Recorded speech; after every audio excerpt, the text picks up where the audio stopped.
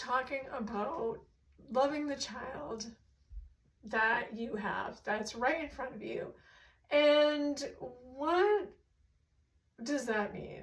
Like, obviously you love your child, but when your child comes out as transgender, you have a history with your child that existed pre-transition, before their gender changed.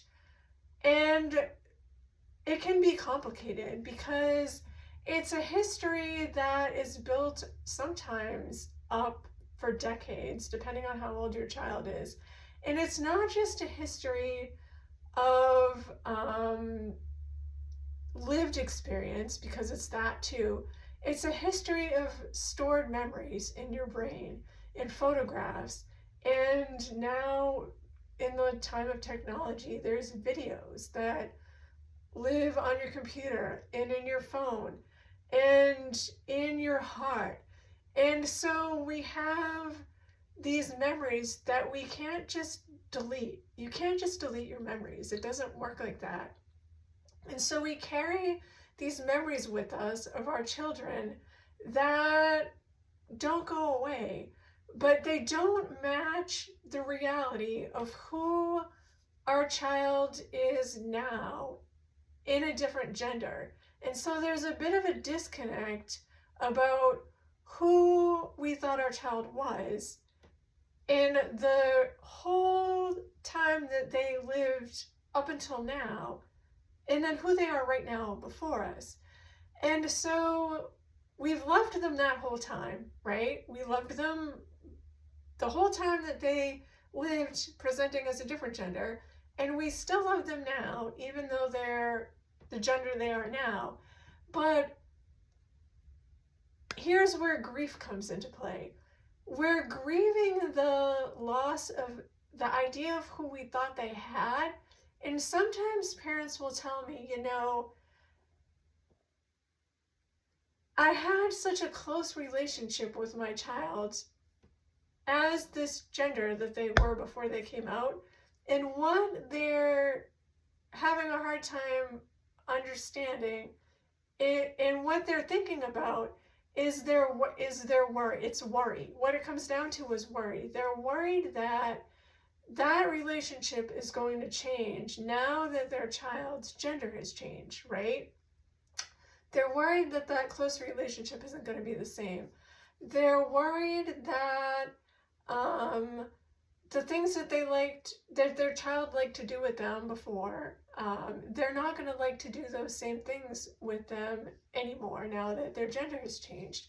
They're worried that because their child is presenting as a different gender, everything's going to be different because their child looks different.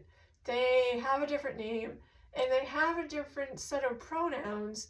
So their irrational brain, right? Because their rational brain would tell them everything's going to be the same because your child is still the same person. But the irrational brain is like, well, everything's going to be different because this presentation of your child doesn't match this presentation of your child from before. So how can it be the same? It's like saying 1 + 1 = 3, right?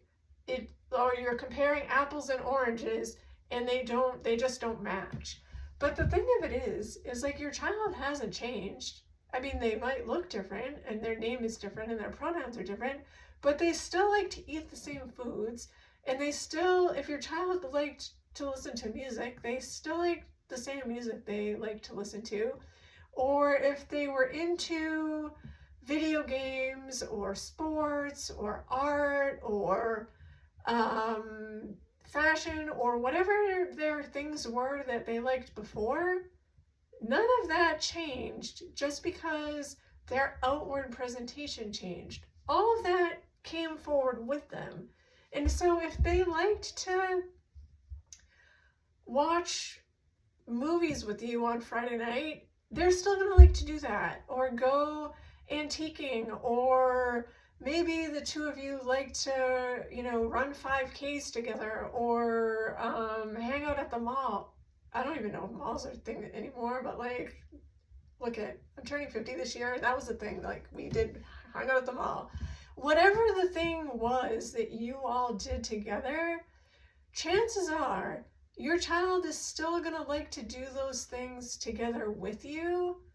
None of that has changed.